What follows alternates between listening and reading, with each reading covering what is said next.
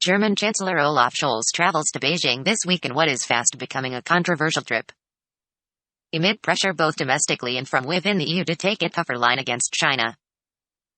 Scholz is the first Western leader to visit the Asian country since the COVID-19 pandemic began and will go with a delegation of German business leaders.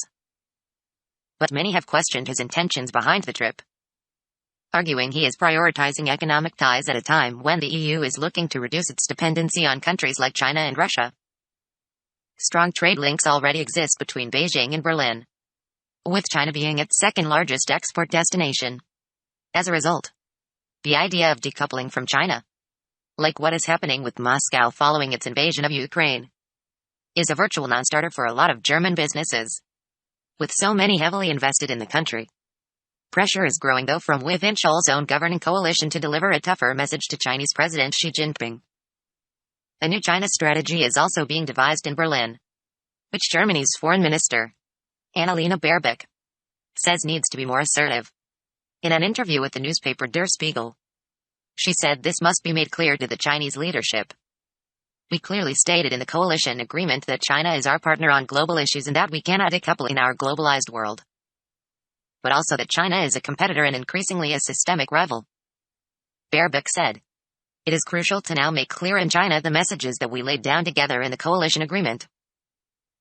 Samuel Kogolati, an MP in the Belgian parliament who was sanctioned last year by Beijing, has questioned the timing of the trip. It is wrong for two main reasons. First, because it is not a united European front, and I think that if Ukraine has taught us something, it is that we stand stronger when we, as Europeans, stand united when the 27 EU countries speak together with the same strong voice. And clearly that won't be the case if Scholz goes on his own just to represent his country. So that is really unfortunate, Kogolati told Euronews. The second reason is, haven't we learned anything from the past and anything from the dependency of Germany and other European member states on Russia? I think again we should rethink the way we look at China. China has changed enormously under Xi Jinping. China policy must not be naive. The European Commissioner for the Internal Market, Thierry Breton, recently warned member states not to be naive when it comes to Chinese investments in the bloc's critical infrastructure. The criticism could be seen as being aimed at Scholz, who last week allowed China to buy a stake in a terminal at the port of Hamburg, a crucial trading hub for Europe. The deal is contentious because, at a time when Germany and the EU are trying to wean themselves off Russian energy imports, it is seen as increasing dependency on Beijing. We should learn from the mistakes of the past, Kogolati said. We have seen that the dependency of European industries upon Russia was actually bad for our economies and was actually bad for our jobs. In Europe, we should really reinvest in value chains based in Europe. Value chains that are sustainable over the long term. Clearly too big of a dependency on China is bad for our future as Europeans. According to Andrew Small, an expert on China at the German Marshall Fund, the main purpose of the trip is shrouded in mystery. Everyone is saying this is the moment to be reducing dependencies on China. One should at least not be becoming more dependent and embroiled in a Chinese economic system that is going into this kind of orthodox struggle environment at the moment, he told Euronews. That's the thing that's still slightly mystifying people about this trip, because they haven't given a clear message or really what the intent of any of this is yet. Soured relations.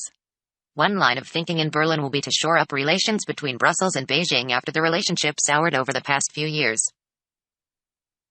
Last year, a trade deal between the two was indefinitely suspended, following allegations of human rights abuses in China's Xinjiang region and after sanctions were imposed on some European lawmakers. Scholz now goes to China looking to mend fences. But some allies of the German Chancellor see the trip as more in his country's interests rather than the EU's, and at a time when member states feel European unity is of the utmost importance. Paris and Berlin are also in the middle of a downturn in relations, exemplified last week by President Emmanuel Macron, who snubbed a joint press conference between the two after a meeting in the French capital. The French leader is said to have suggested a joint trip to Beijing, but ultimately that did not materialize, intensifying claims that the rift between the two European countries remains, and also that the trip is not necessarily in the interests of the whole EU. Small, however, said this type of decision is normal.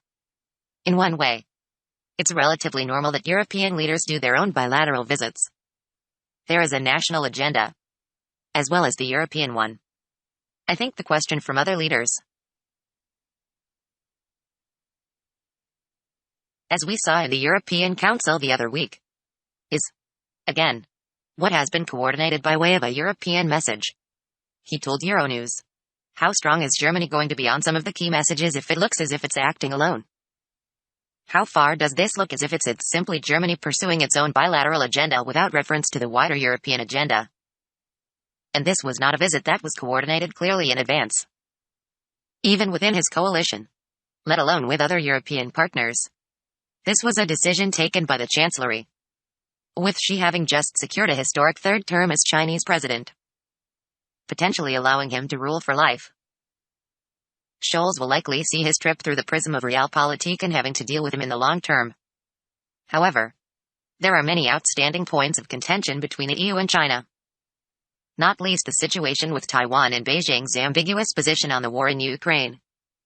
Navigating these issues over the coming months and years will likely prove more difficult for Scholz than trade and economic decisions discussed with Xi this week.